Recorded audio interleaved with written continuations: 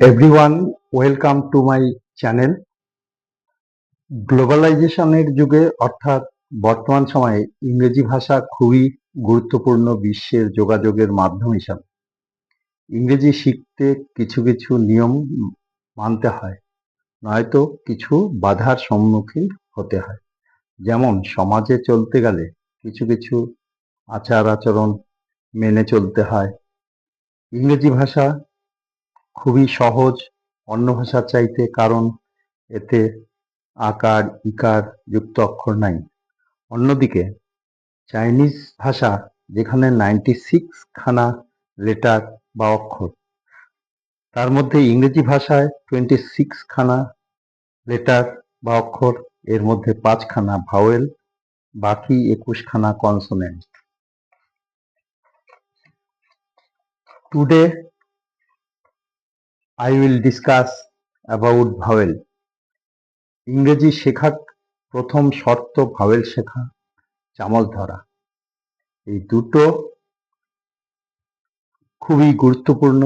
আমি অন্য ফুল ভিডিওতে আলোচনা করব ভাওয়েলের সঙ্গে চামচ ধরার কি সম্পর্ক। আমরা প্রথম ধাপ হিসাবে ভাওয়েল শিখব, দ্বিতীয় ধাপে শিখব ওয়ার্ড মেকিং, তৃতীয় ধাপে শিখব সেন্টেন্স মেকিং, চতুর্থ ধাপে সিলেবাস ধরে ক্লাস অনুযায়ী চ্যাপ্টার ধরে ধরে বিভিন্ন ক্লাসগুলো ইংরেজি শিখব। এবার আমরা আমাদের প্রথম ধাপ ধরে এগিয়ে যাব। আমাদের ইংরেজি ভাষায় 5টি ভাওয়েল আছে।